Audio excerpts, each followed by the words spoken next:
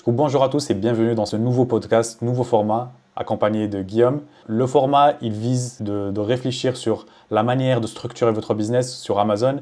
Et aujourd'hui, on va traiter, on a à peu près 5 questions.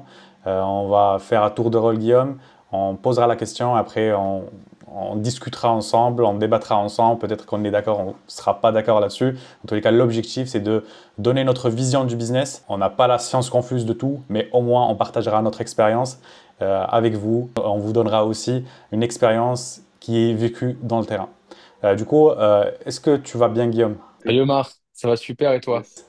Ça va super bien, merci. Du coup, la première question qu'on va traiter, je suis en train de lire les questions. Je passe des heures à chercher des produits rentables sans succès. Comment trouver des produits rentables? Du coup, vas-y, je te laisse la main en premier. Après, Ok. Ouais, je pense que ça c'est une question que beaucoup de gens se posent quand ils se lancent sur Amazon, c'est forcément la recherche produit. Si t'as pas de méthode ou si tu sais pas comment chercher, effectivement, c'est dur de mettre des produits en vente et de forcément générer du chiffre d'affaires. Mais comment trouver des produits rentables? Je pense que le premier point, c'est d'avoir une méthode, la pratiquer au quotidien, se l'approprier avec voilà, sa façon de travailler sur son PC ou en physique, et après exceller du coup avec cette méthode ensuite. Mais je pense que aussi le fait de trouver des produits rentables, ça passe aussi par le fait de pas avoir le shining effect, donc un peu l'effet du produit brillant.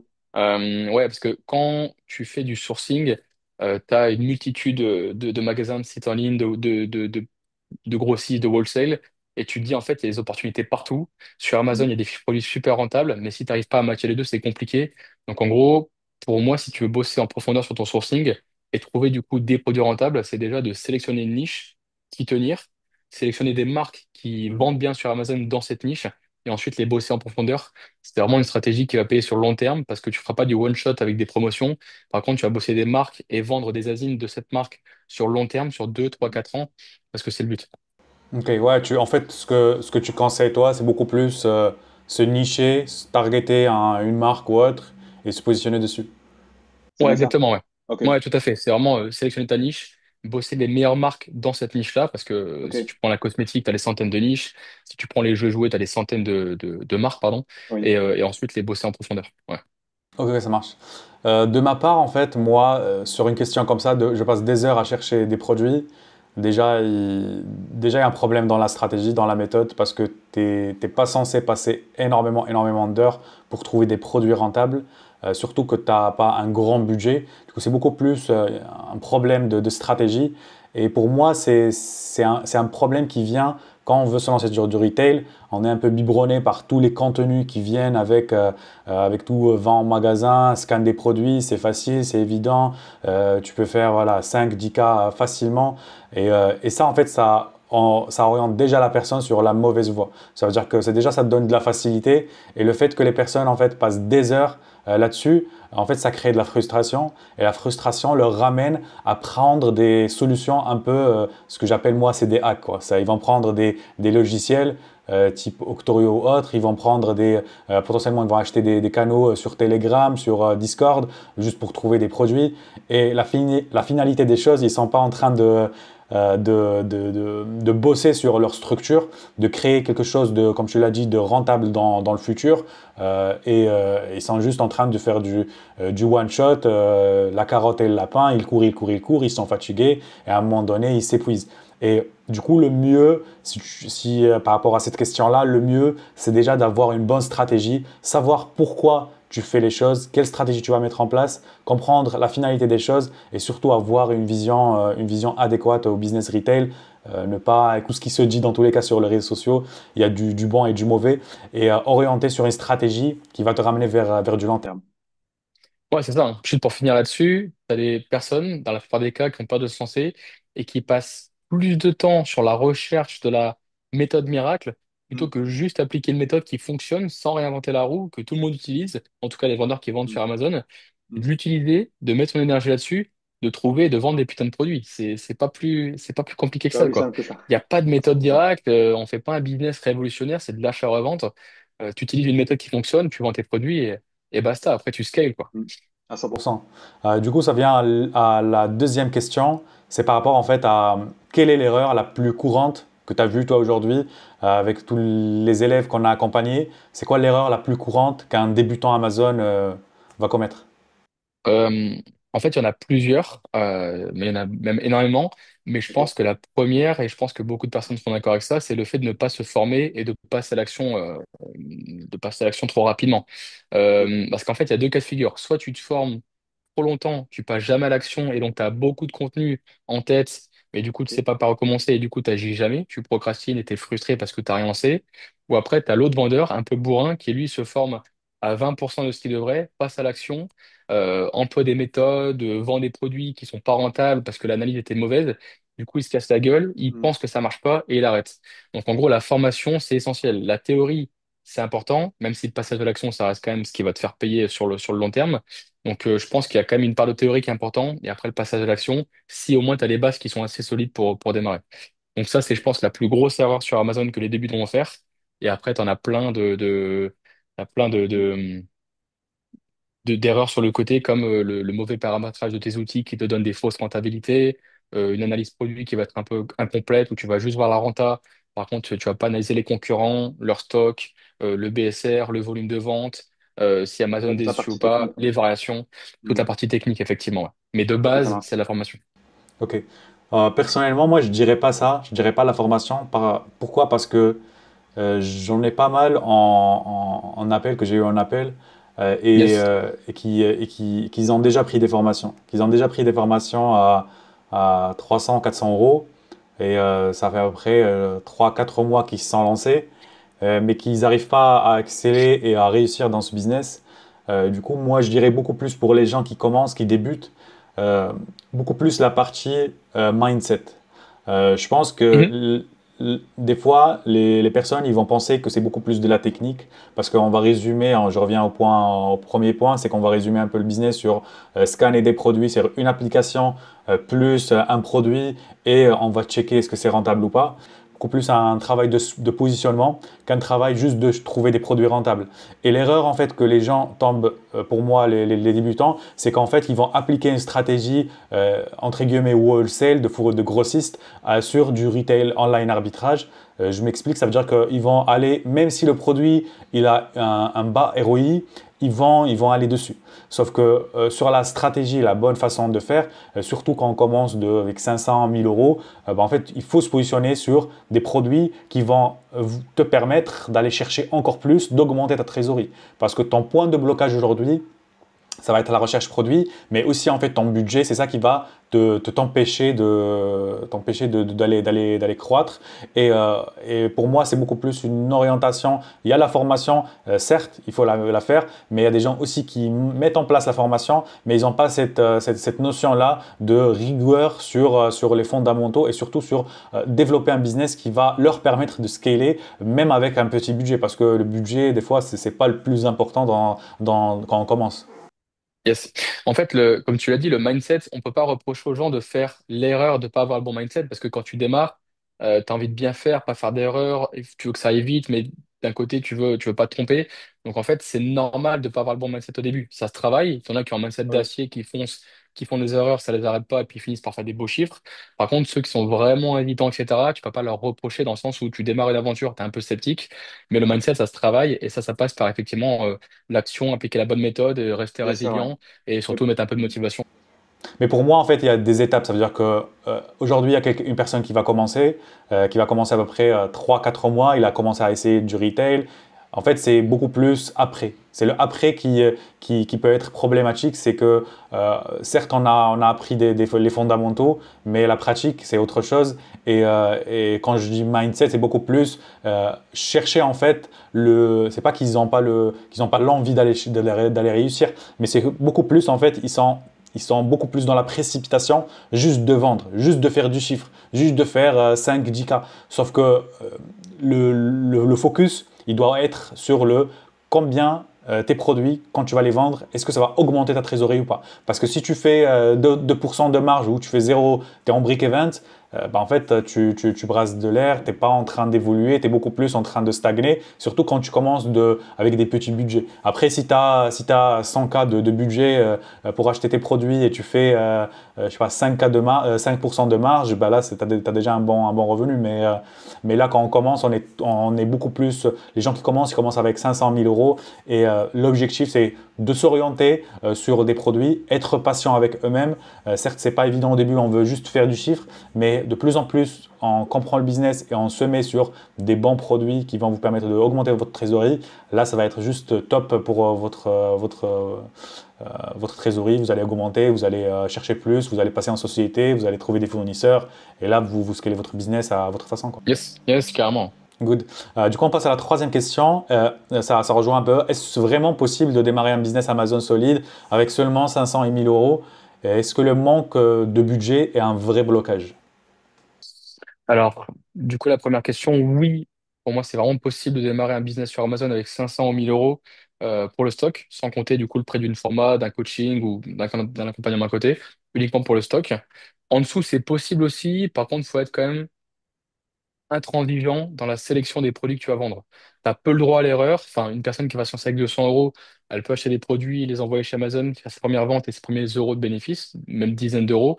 Par contre, si tu n'envoies que des produits qui vont faire 10% de ROI, si tu n'envoies que des produits tests, même à break-even, donc rentabilité zéro, juste pour voir que c'est possible de vendre sur Amazon, ne t'attends pas du coup à avoir de la trésor qui va rentrer derrière pour investir. Il faudra que tu remettes de ta poche un petit peu tous les mois ou trouver une enveloppe assez sympa. Mais par contre, oui, si hors accompagnement, tu prends 500 000 euros de budget sur Amazon, tu peux aller escaler assez rapidement. On a plein d'exemples, nous, dans l'académie, d'élèves qui ont fait ça. Donc, c'est tout à fait possible. Ouais. Bah, dans tous les cas, moi, je te rejoins sur le budget. En fait, c'est jamais un problème, un souci quand on commence, surtout sur le retail, parce que, comme tu l'as dit, on l'a déjà vu. Il y a plein de vidéos témoignages sur la chaîne YouTube. La majorité de nos élèves, ils vont commencer avec 500 000 euros. Dans tous les cas, le business retail, au début, on n'a pas besoin d'énormément de budget. Et même moi, je le dis toujours, si aujourd'hui je te donne 10 000 euros, est-ce que tu auras la capacité de dépenser ces 10 000 euros dans des produits rentables? La personne, elle va te dire forcément non, parce que j'ai pas le système qui va englober 10 000 euros. À part si tu recrutes plein de gens et vous faites les magasins tous, quoi. Mais l'objectif, c'est voilà, c'est déjà en fait de mettre en place le système parce que c'est accessible. 500 000 euros, si tu l'as fait fructifier pendant plusieurs mois, certes, ça va te permettre de créer un bon revenu. Après, de plus en plus tu as de la trésor, bah, de plus en plus tu vas aller rapidement. De plus en plus tu vas positionner ta trésorerie, même 500 000 euros, sur des bons produits avec des bons retours sur investissement. Bah, là, tu vas fructifier ton argent plus rapidement. C'est là le fait de positionnement. Et ça, pour moi, c'est largement possible. Le budget, ce n'est jamais un frein. Le frein, ça, c'est la personne, c'est nous-mêmes. Hein. Des fois, on se met des freins à nous-mêmes psychologiques et qu'on se dit que c'est pas possible, alors que et on le voit, hein, on le voit des fois dans les commentaires. Par exemple, sur la vidéo de Nicolas, 500 euros, c'est pas possible qu'il a fait 30 000. Bah, écoutez, vous allez juste à lui demander comment il a fait, quoi. Non, moi, je vais te dire un truc, tu vois, je préfère démarrer avec 500 ou 1000 euros de budget, mais avec une méthode clé en main pour dire, bah, j'ai plus à l'appliquer, mettre mon argent où il faut et faire 20-30K dans les prochains mois, plutôt que de me dire, OK, j'ai 10K de budget, je suis large. Par contre, il faut que je m'essaye, il faut que je sois un peu chez Carrefour, un peu chez Stocomanie, un peu chez Action, et puis je vois ce que ça donne. En fait, les 10 000 euros, ils vont juste baisser au fur et à mesure en valeur, et puis Ah, tu vas c'est pas pour ça, ouais. forcément avoir du ROI derrière. Donc, Ouais, Nico, ton c'est un bon argent, il exemple. boit. Ouais. Mm. On en a plein pour le coup, hein. T'as du Jamal, t'as du Tristan, t'as plein de personnes qui ont fait ça. Mais la méthode et l'application derrière, c'est ce qui va payer. Quel que soit ton budget, bah après, on va pas mentir aux gens, hein. Si tu démarres avec 100 euros, il faut pas t'apprêter à monter un business vraiment, vraiment hyper costaud parce que tu vas te ric-rac et puis tu vas vraiment paniquer dès que tu as 17 euros d'un outil qui part tous les mois, ou un truc comme ça. C'est pas le but. Mais je pense entre 500 et 1000 euros, tu peux poser déjà des fondations solides. Ouais, c'est bien pour commencer. C'est pas un grand chiffre en termes d'investissement. Après, en vrai, si aujourd'hui tu n'as pas 500 000 euros, vaut mieux en fait se positionner sur des business où tu donnes de ton temps, tout ce qui est service ou autre, ça te permettra de faire de la trésor et après faire du e-commerce, parce que l'e-commerce aujourd'hui, tu es obligé d'avoir du budget retail. C'est le truc pour moi, le plus simple et le plus évident pour fructifier ton argent. Le reste, que ce soit création de marque, dropshipping ou autre, il faut des budgets plus élevés, vers 3 à 4 000 euros. Du coup, pour moi, le retail, ouais, le bon compromis entre budget d'investissement et retour sur investissement. Du coup, là, ouais, du coup, là, on va passer à une autre question. Ça rejoint un peu l'argent. On a reçu pas mal de questions sur l'argent. Dans tous les cas, c'est un peu le point blocage aujourd'hui, surtout dans on est dans une période un peu ric-rac en termes d'économie. Du coup, tout le monde est orienté vers l'argent. Du coup, la question c'est si j'investis de l'argent, est-ce que je ne risque pas de tout perdre encore une fois? À savoir que les gens, en fait, ils ont déjà lancé des business. Il y en a qui ont lancé deux, trois, qui n'ont pas réussi. Est-ce qu'ils ont cette peur-là de perdre leur budget, que ce soit 500 000 euros, ça reste de l'argent. Euh, est-ce que si j'investis de l'argent, est-ce que je ne vais pas le perdre? Qu'est-ce que tu en penses? Cas de figure où tu risques de tout perdre si tu fais n'importe quoi. Par contre, dans 99% des cas, non, c'est pas du trading, c'est pas de la bourse, c'est pas un business qui dépend du marché ou des décisions politiques, etc. Amazon, il faut pas oublier que c'est une marketplace où les gens ils achètent tous les jours, les gens ils ont confiance en 200% dans la plateforme. Et si l'analyse du produit elle est faite correctement, bah en fait tu as juste 100% de chance de récupérer ta trésorerie. Après, bien sûr, sur une fiche produit, tu peux toujours avoir des nouveaux concurrents qui arrivent, tu peux avoir Amazon qui se positionne dessus. Mais en fait, les outils qu'on a pour bosser sur Amazon, comme c'est l'RMP sur l'analyse de renta, te montrent l'historique du produit, te font prendre le moins de risques possible. Et en fait, dans 9 cas sur 10, en fait, les produits que tu vends sur Amazon, enfin, que tu achètes chez des grossistes, boutiques en ligne ou magasins et que tu revends sur Amazon, se vendent, quoi. Il n'y a pas de souci, hein. Si tu bosses sans outils, si tu bosses n'importe comment, oui, pour le coup, tu vas perdre ton argent, ça c'est certain. Mais comme c'est un secret pour personne. Non, à 100%, ouais. Ouais. Moi, je te rejoins à 100%. Après, je rajouterais bien sûr, il y a la partie stratégique, c'est-à-dire que tu mets tout tes chances pour réussir parce que tu respectes, tu fais pas le fou, tu veux pas. Ça arrive aux gens d'acheter un peu de tout et n'importe quoi en pensant que ça va fonctionner, alors que Amazon, le point fort, c'est avoir la data, c'est les données qui nous permettent de savoir est-ce que le produit fonctionne ou pas. Mais là, en fait, moi, je transformerais la réponse dans une autre manière un peu plutôt psychologique en te disant, bah aujourd'hui, si tu perds, dans tous les cas, si tu investis 500 000 euros, si tu les perds, est-ce que c'est aussi grave? Est-ce que c'est grave? Est-ce que tu as plus à perdre qu'à gagner? Parce que si tu investis 500 euros, 1000 euros sur un business que tu sais qu'il est solide, qui a donné qui a donné ses résultats sur plein de demandes, c'est pas un business que tu fais fois 100. Il n'y a pas de, il y a pas de, il y a pas de promesses rêveuses comme on le voit sur d'autres business. Du coup, tu sais que ça fonctionne.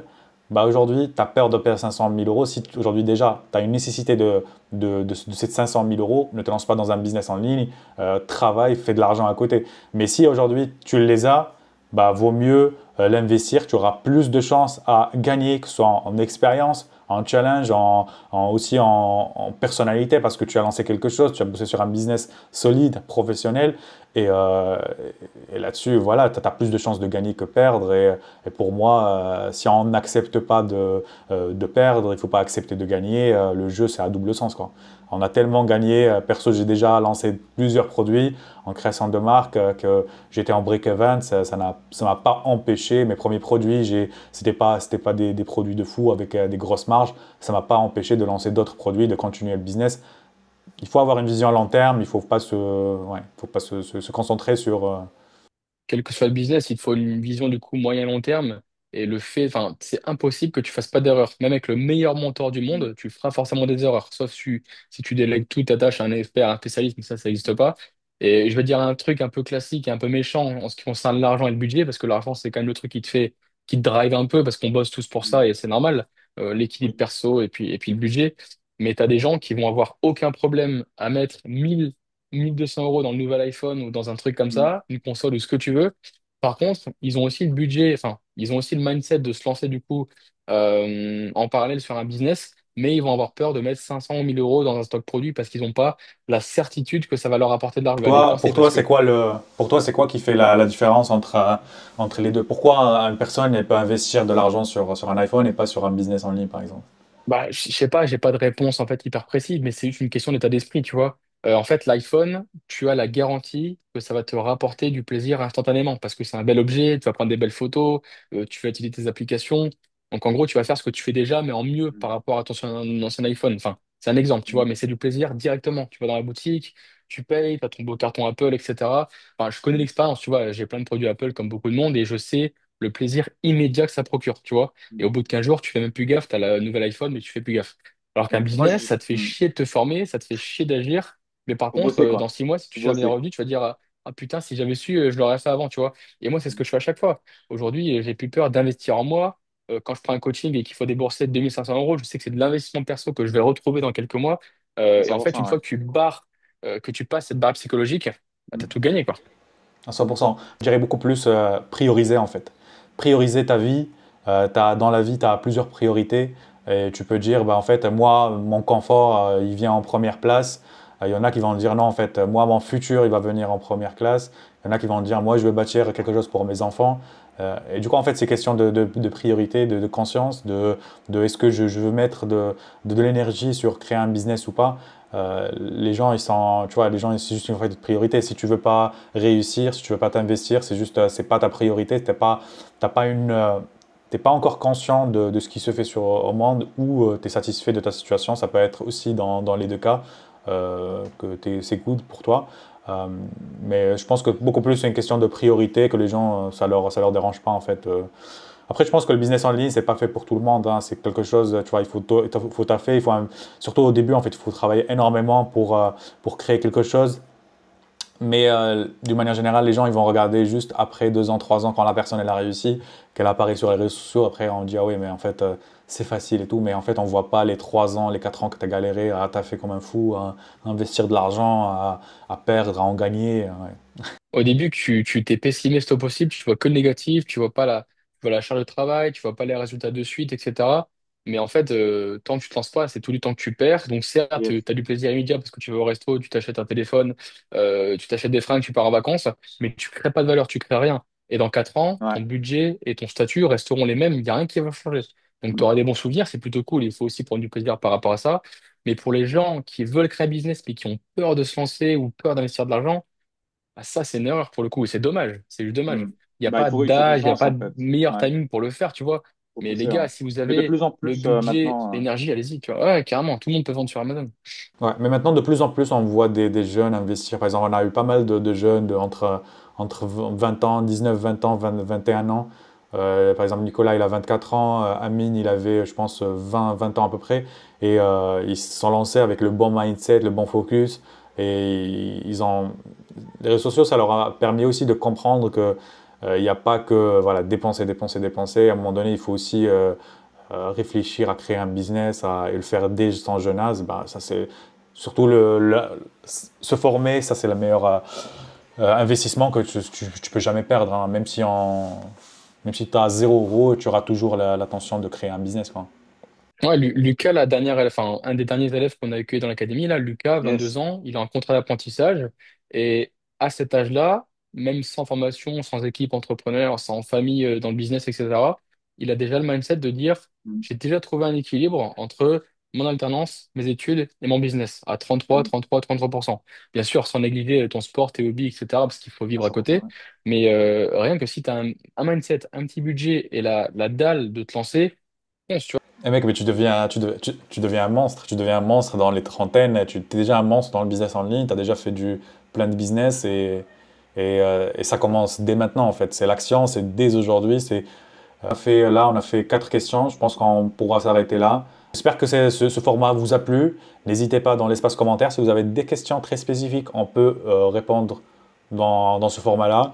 C'est un format qui est sans filtre, qui va être sans filtre. On va dire les choses correctement pour orienter les gens. On avance d'une manière très communautaire parce que c'est notre force qui va nous permettre d'avancer, de créer de la valeur pour les gens et surtout d'aller au bout de vos idées, de vos objectifs. Merci beaucoup pour votre visionnage. N'hésitez pas à liker, à commenter si vous avez d'autres questions. Espace commentaire et je vous dis à la prochaine pour un autre épisode. Let's go! Yes, ciao.